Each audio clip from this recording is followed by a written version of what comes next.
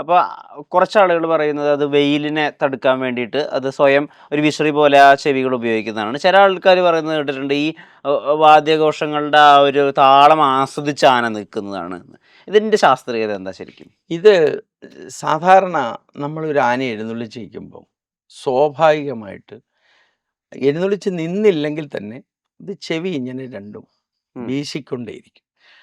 Blood സർക്കുലേഷനാണ് അതിലെ ഏറ്റവും വലിയൊരു വിഷയം. ഓക്കെ. ഏറ്റവും വലിയ വിഷയത ഈ ചെവിയിൽ ഏറ്റവും കൂടുതൽ ബ്ലഡുകൾ സർക്കുലേഷൻ നടക്കുന്നത് മറ്റുള്ള ഭാഗങ്ങളിലേക്ക് പോകുന്നത് ചെവിയിൽ. ഹാർട്ടിൽ നിന്ന് വരുന്നുണ്ടെങ്കിൽ തന്നെ ചെവി ആട്ടിക്കൊണ്ട് നിന്നില്ലെങ്കിൽ, അല്ലെങ്കിൽ കൈ വീശിക്കൊണ്ട് നിന്നില്ല, അല്ലെങ്കിൽ വാല് വീശിക്കൊണ്ട് നിന്നില്ലെങ്കിൽ അതൊരു രോഗിയാണ് എന്ന് നമുക്ക് ചിന്തിക്കാം. ഒന്ന്. രണ്ടാമത്, എഴുന്നള്ളിപ്പ് സ്ഥലത്ത് ഈ ചെവി അടിച്ചുകൊണ്ടിരിക്കുന്നത് ഒന്ന് നമ്മൾ ഈ ചൂടിനെ ഒരു നല്ല കാറ്റ് കിട്ടും, നമുക്ക് തന്നെ നല്ല കാറ്റ് കിട്ടും. ഫാനിനെ പോലെ തന്നെ കാറ്റ് നമുക്ക് കിട്ടും. നമ്മൾ ആനയുടെ ആ താടിയുടെ ഉടനെയൊക്കെയാണെങ്കിൽ നമുക്ക് ഈ കാറ്റ്. അപ്പം നല്ലവണ്ണം ചൂടാകുമ്പോഴാണ് ഇത് ഏറ്റവും കൂടുതൽ അടിക്കുക. ഇത് മേളങ്ങളെ ആശ്വസിക്കുന്ന ആനകളുമുണ്ട്. വളരെ ചിട്ടയോടുകൂടി നിന്ന് ഈ മേളങ്ങളെ ആശ്വസിച്ച് മേളത്തിനനുസരിച്ച് ചെവി ആട്ടുന്ന ആനകളും നടക്കുന്ന ആനകളുമുണ്ട്. മേളം കലാശം കൊട്ടി നീങ്ങുമ്പോൾ ആനകൾക്ക് അറിയുന്ന ആനകളുണ്ട്, ഇല്ലയെന്ന് പറയാൻ പറ്റില്ല. അപ്പം അത് കുറച്ച് പഴക്കം ഉള്ള ആനകൾക്കേ അത് പറ്റുള്ളൂ. അല്ലാതെ ഇപ്പോൾ ഒരു ആനയെ കൊണ്ടുവന്നു ഒരു കൊല്ലം കഴിഞ്ഞു അല്ലെങ്കിൽ 2 കൊല്ലം കഴിഞ്ഞു, അതിന് ചിലപ്പോൾ നിശ്ചയം ഉണ്ടായില്ല. താളവട്ടം കഴിയുമ്പോൾ അറിയുന്ന ആനകളുണ്ട്, പൊക്കുന്ന ആനകളുണ്ട് നടക്കാൻ. നമ്മൾ ഇടതട്ടി കൂട്ടാൻ കറക്റ്റായിട്ട് അറിയാം. അത് ആശ്വസിക്കുന്ന ആനകളുണ്ട്, ഇല്ലയെന്ന് ഒരിക്കലും പറയാൻ പറ്റില്ല. അനുഭവം കൊണ്ട് ഞാൻ പറയുക, ആശ്വസിക്കുന്ന ആനകളുണ്ട്. ഈ ആനയുടെ കുറുമ്പ് നിയന്ത്രിക്കാൻ വേണ്ടിയിട്ട് ഇടയ്ക്കൊക്കെ ശിക്ഷകൾ കൊടുക്കേണ്ടി വരും പാപ്പാവന്മാർക്ക് എന്ന് കേട്ടിട്ടുണ്ട്. ഈ ശിക്ഷയുടെ അളവുകൾ ഏത് വരെ ആവാം? ഇത് സത്യത്തിലെ ഈ ആനയ്ക്ക് ഒരുപാട് ശിക്ഷണം കൊടുക്കുന്നത്, അതായത് അതിനെ വേദനിപ്പിക്കുക, നോവിക്കുക. ഇപ്പം വടി കൊണ്ട് നമുക്ക് അടിക്കാം, തോട്ടിക്കൊന്ന് പൊത്തിക്കാം. ഇപ്പം എപ്പോഴും ഈ തോട്ടിക്ക് പൊത്തിക്കാൻ ഒക്കെ മുറിവാകും. തോട്ടിയുടെ ആ മൊന അതേപോലത്തെ അത് ഉണ്ടാക്കി വെക്കുന്നത് നമുക്കൂടെ ശല്യമാണ്. എന്താ കാരണം എന്ന് വെച്ചാൽ ഒരു ഈച്ച വന്നിരിക്കാൻ ആന സമ്മതിക്കില്ല. ഒരു കൊതുക് വന്നിരിക്കാൻ സമ്മതിക്കത്തില്ല. കൊതുക് വന്നിരിക്കുകയാണെങ്കിലും കൊതുകിനെ അടിക്കും ആന. കൈ കൊണ്ട് ഒന്നിൽ ഇങ്ങനെ അടിക്കും, അല്ലെ തൂപ്പെടുത്തിട്ട് അടിക്കും. ഈച്ച വന്നിരുന്ന മുറിവൊക്കെ ഉണ്ടായാൽ ഈച്ച വന്നിരിക്കും. മുറിവ് ചിലതൊക്കെ ഈച്ച വന്നിരുന്നാൽ തന്നെ, മുറിവുണ്ടെങ്കിൽ തന്നെ ഈച്ചകൾ ഇതിനെ ഈ മുറിവെ തൂറും, പുഴുവാകും. ഇപ്പം പുഴുവായി കഴിഞ്ഞാൽ ഇതിൻ്റെ ഈ മാംസത്തിൻ്റെ ഓരോ ഉറകളിൽ ഈ പുഴു കയറി വലുതാകും. ഇതിരുന്ന് കടിക്കുമ്പോൾ ഇതിന് ഭംഗിയായിട്ട് ചൊറിയും. ചൊറിഞ്ഞു കഴിഞ്ഞാൽ ഇത് എവിടെങ്കിലും ഇട്ട് തേക്കുന്നുണ്ടെങ്കിൽ ബ്ലഡ് വരും. പുഴു ഉണ്ടെങ്കിൽ ബ്ലഡ് വരും, ഉറപ്പാണ്. അപ്പം ഇതുകൊണ്ട് അത് ഏറ്റവും കൂടുതൽ ഫെബ്രുവരി മാർച്ച് കാലങ്ങളിൽ പൊടിയുള്ള സമയത്താണ് ഏറ്റവും കൂടുതൽ ഇതൊക്കെ ഉണ്ടാകുക. അപ്പോൾ ഇത് മുറിവുണ്ടാക്കുന്നതും ശിക്ഷണം കഠിനമായിട്ട് കൊടുക്കുന്നതൊന്നും ഒരു നല്ലതല്ല. നമ്മളിപ്പോൾ ഒരു 3, 4, 5 പ്രാവശ്യമൊക്കെ പറഞ്ഞിട്ടായിരിക്കും, ചിലപ്പോൾ വടിയൊക്കെ ഓങ്ങിയിട്ടായിരിക്കും പറയുന്നത്. അതുകൊണ്ട് ഒരു കുഴപ്പമില്ല, അതുകൊണ്ട് ആപത്തുമില്ല. അതുകൊണ്ട് ആനയ്ക്ക് പറഞ്ഞാൽ അനുസരിക്കാതിരിക്കുവോ അല്ലെങ്കിൽ നമ്മൾ ആജ്ഞാപിക്കുന്നത് ചെയ്യാതിരിക്കുവോ ഒന്നും ഉണ്ടാകില്ല. ചിലപ്പോൾ 10 പ്രാവശ്യം പറയേണ്ടി വരും. ചിലപ്പോൾ ഒരു വാശിക്ക് ഇങ്ങനെ നിൽക്കും എടുക്കാതെ, പിന്നെ എടുക്കും. അടിക്കുവാണെങ്കിലോ, അടിക്കുകയാണെങ്കിൽ ചില ആനകൾക്ക് വാശിയാവും. അത് 1 അടി കൊണ്ടോ 10 അടി കൊണ്ടോ ചിലപ്പോൾ നമ്മളവിടെ തോറ്റുപോകും. ചില ആനകളുടെ കാര്യം ചിലടത്ത് തോറ്റുപോകും. അപ്പോൾ അതിൻ്റെ സ്വഭാവം മനസ്സിലാക്കിയിട്ട് അതിനെ ദേഹോദരം ഏൽപ്പിക്കാതിരിക്കുന്നതായിരിക്കും ഏറ്റവും ഉത്തമം. എന്നാൽ ഈ കാര്യം നടക്കുകയും ചെയ്യും. അപ്പോൾ അതുകൊണ്ട് ഒരുപാട് ശിക്ഷണം കൊടുത്തിട്ട് ഒരാനയെ വരുതിയിലാക്കി കൊണ്ട് നടക്കുന്നത് അഭികാമ്യമല്ല എന്നാണ് എൻ്റെ അനുഭവത്തിൽ എനിക്ക് കിട്ടിയിട്ടുള്ള കാര്യങ്ങൾ. അടുത്ത പ്രധാനപ്പെട്ട ആന മതമിളകിയാൽ ഉണ്ടാകുന്ന സാഹചര്യങ്ങളാണ്. ഇപ്പോൾ ചില പുസ്തകങ്ങളിലൊക്കെ വായിച്ചിട്ട് ആന മതമിളകി പിന്നിൽ ഓടി വരികയാണെങ്കിൽ നമ്മളിങ്ങനെ സിക്സാക്കി ഇങ്ങനെ ഓടിക്കഴിഞ്ഞാൽ ആനയിൽ നിന്ന് രക്ഷപ്പെടാം, ആനയ്ക്ക് ഇങ്ങനെ തിരിയാൻ പറ്റില്ല എന്നൊക്കെ. അതിലൊക്കെ എന്തെങ്കിലും ശാസ്ത്രീയത ഉണ്ടോ? ഈ ആനകൾ, അതായത് ആന ഓടുന്നത്, നമ്മൾ ഓടുന്ന 2 കാലിലാണ്. നമുക്ക് 2 കാലേ ഉള്ളൂ. പിന്നെ നമ്മൾ ഭയന്നിട്ടാണ് ഓടുന്നത്. ഓട്ടം നമുക്ക് കൃത്യമായിട്ട് നമുക്ക് നേരെ ഓടിയാലും വളഞ്ഞു ഓടിയാലും എങ്ങനെ ഓടിയാലും നമ്മൾ ഭയന്നിട്ടാണ് ഓടുന്നത്. ഈ ആളെ ഭയന്നിട്ടാണല്ലോ ഓടുന്നത്. അപ്പൊ ഈ ആന എന്ന് പറയുന്നത് 4 കാലാണ്. 2 കാലം ഒരേപോലെ ചലിക്കും. നടക്കുമ്പോഴും അതെ, ഓടുമ്പോഴും അതെ. രണ്ടെണ്ണമാണ് ഒരേ സമയത്ത് ഇല്ല. ആ. അപ്പോൾ അതിൻ്റെ കാലിൻ്റെ നീളം, നമ്മുടെ നീളമുണ്ട് അതിൻ്റെ ഒരു കാലിൻ്റെ നീളം, ആ. അത് എടുത്ത് നോക്കുന്ന, അതായത് സാധാരണ ഒരാനയുടെ നട ഇതാണെങ്കിൽ അമരം എടുത്ത് നോക്കുമ്പം ഇങ്ങനെ വന്ന് വീഴുക. ഓ.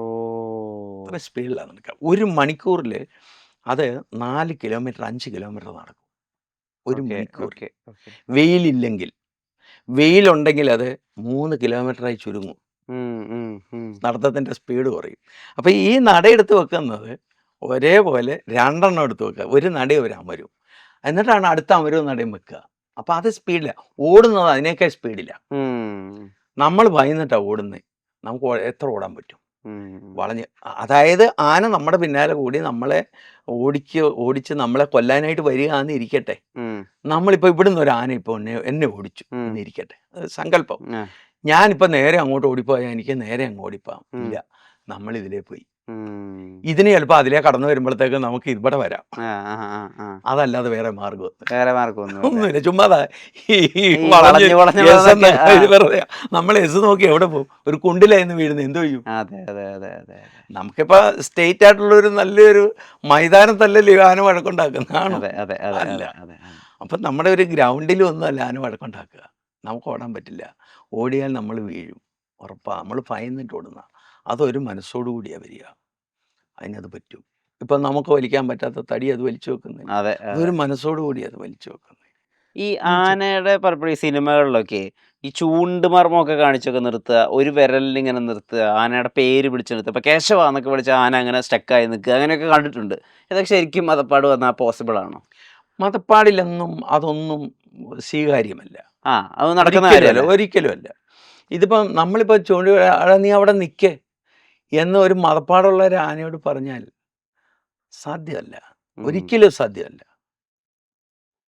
കാരണം അതിൻ്റെ ആ മതപ്പാടി നിൽക്കുന്ന സമയത്ത് അതിന് എന്തും കാണിക്കാനുള്ള ഒരു വലിയ മനസ്സതിനുണ്ട്. നമ്മളെ അനുസരിക്കണമെന്നില്ല, നമ്മളെ അനുസരിക്കണമെന്നില്ല. അപ്പം അതിന് ഞാൻ മുൻകൂട്ടി ഒരു ഉദാഹരണം പറഞ്ഞു. ചില ആനകളെ മതപ്പാടി നമുക്ക് കൊണ്ട് നടക്കാം, താടയോട് താടെ ഒലിക്കുമ്പോൾ നമുക്ക് കൊണ്ട് നടക്കാം. എല്ലാത്തിനെയും പറ്റില്ല. 100ക്ക് ചിലപ്പം 10 എണ്ണം ആയിരിക്കും ഉള്ളത്, അല്ലെ 5 എണ്ണം ആയിരിക്കും. ബാക്കിയെല്ലാം വൈലൻ്റാ. എന്നാൽ വേറൊരാളിന് പറ്റത്തില്ല. ഇതിൻ്റെ ചട്ടക്കാരന് പറ്റും. ആ ആനെ അങ്ങനെ ചിലപ്പോൾ അങ്ങനെ 100ക്ക് ഒരു 10 എണ്ണേ കാണും കഷ്ടി. ബാക്കിയെല്ലാം വൈലൻ്റാ. കെട്ടിയിട്ടേ പറ്റൂ, അല്ലെങ്കിൽ അത് ഉപദ്രവിക്കും, അത് നാശനഷ്ടങ്ങളുണ്ടാക്കും, അത് വലിയ നാടിന് വിപത്തുണ്ടാക്കും. ഇത് മതപ്പാടിന് അതിൻ്റെ കാലഘട്ടമാണ് അത്. അതിനെ ഒരു തെറ്റും പറയാൻ അതിലില്ല എന്നുള്ളതാണ് എൻ്റെ വിശ്വാസം. ഈ ജീവിതത്തിലെ മതം പൊട്ടിയ ഒരു ആനയെ തളച്ച ഒരു അനുഭവം ഒന്ന് പറഞ്ഞു തരും. ആനകൾ വഴക്കുണ്ടാക്കിയിട്ട് ആനകളെയൊക്കെ തളയ്ക്കാൻ പോയിട്ടുണ്ട്.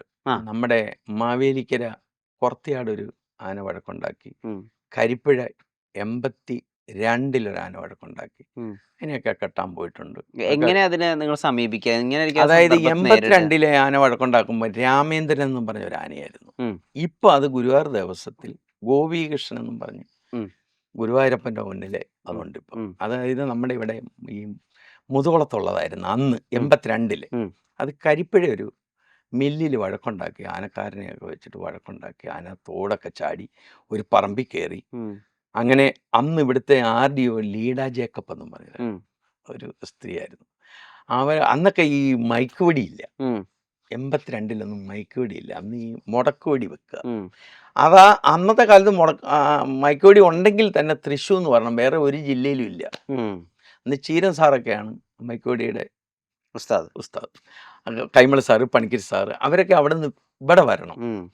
അങ്ങനെ ഞാൻ അന്നേരം എൻ്റെ ശരിക്കുള്ള കുടുംബം ഹൈവേയുടെ കിഴക്ക് വശത്താണ്. അവിടെ താമസം. അവിടെ ഇപ്പോഴും വീടും താമസമൊക്കെ ഉണ്ട്. അവിടാണ് അതിൻ്റെ കിഴക്ക് വശത്താണ് ഈ ആനയെ കെട്ടുക. ഗിരീശൻ എന്ന് പറയുന്ന ആന. ആ ആനയാണ് എന്നെ കുത്തിയതൊക്കെ കേട്ടോ, 83. ഇത് 82 ഈ സംഭവം. അങ്ങനെ അവിടെ പോയി ഈ ആന ഒരു പറമ്പിൽ ഇതിൻ്റെ പരിപാടി അതിനന്നേരം കന്നം നനയുന്നുണ്ട്. ഈ ഓരോ തെങ്ങ് തെള്ളും, കൊമ്പെ താങ്ങും, കൊണ്ടുവന്ന് അട്ടി സ്വന്തമായിട്ട് വെക്കുക. ഒരു ആനക്കാരൻ പറഞ്ഞിട്ടൊന്നുമല്ല, സ്വന്തമായിട്ട് ഇതാ വീടിൻ്റെ പടിക്കൽ അടുക്കുക. ഞങ്ങൾ ചെല്ലുമ്പോൾ കാണുന്ന ഇതാ. അങ്ങനെ ഞങ്ങൾ ഇതിനെ പോത്തിനെ പേടിയാണ്, ഭയങ്കര പേടിയാണ് ആനയ്ക്ക്. പോത്തിനെ ഭയങ്കര പേടിയാണ്. അങ്ങനെ ഇത് ഞങ്ങൾ ആ പറമ്പിൽ മത്തൊക്കെ തറച്ച് അന്നൊക്കെ ഈ തടിയേല് ഈ മത്തുണ്ടാക്കും. ആ. കൊല്ലനെ കൊണ്ടുണ്ടാക്കിയിട്ട് മത്തെന്ന് ഉടക്കുമാല. പറഞ്ഞാൽ? എന്ന് പറഞ്ഞാൽ ഈ പലകയുണ്ടല്ലോ, കനമുള്ള പലക. ആ. അതേല് ഈ ആണി അടിച്ച് താക്കും. ഓക്കെ. ആണി എന്ന് പറഞ്ഞാൽ കൊല്ലനെ കൊണ്ടുണ്ടാക്കുക. നമ്മുടെ ഈ ചൂണ്ടയുടെ സൈസുണ്ട്. ആ. ചൂണ്ടയുടെ തുമ്പത്തൊരു ആ. ഉക്കില്ലയോ? ആ. ആ. ആ. അതേപോലത്തെ സാധനം. അത് മേളിലോട്ട് നിൽക്കും. ആ. ഇതില് ഇട്ട് കൊടുത്തിട്ട് വൈക്കോലൊക്കെ വാരി ഇട്ട് കൊടുക്കും. എന്നിട്ട് ഇതേൽ ഓടിച്ച് കയറ്റും. ആ. ഇത് കയറി ചവിട്ടി കഴിയുമ്പോൾ പിന്നെ നടക്കാനൊക്കത്തില്ല. ഓ. ഇത് പക്ഷെ ചവിട്ടിയെങ്കിലും ഇത് കൈകൊണ്ട് വലിച്ചെടുത്ത് ദൂരെ എറിഞ്ഞു. അങ്ങനെ ആന പുഞ്ചപ്പാടത്ത് ചാടി ഒരു തോട്ടിൽ ചാടി. അങ്ങനെ ഞാൻ ഈ ആനയുടെ മുകളിൽ ഞാനാണ് കയറുന്നത്. ആ, ഈ മതം പൊട്ടിയ ആനയുടെ ഈ മോള്. ആനയുടെ മുകളിൽ, ഈ രാമേന്ദ്രൻ ആനയുടെ 82 ഈ കരിപ്പുഴ വെച്ച് ഞാനാണ് ആനയുടെ മുകളിൽ കയറുന്നത്.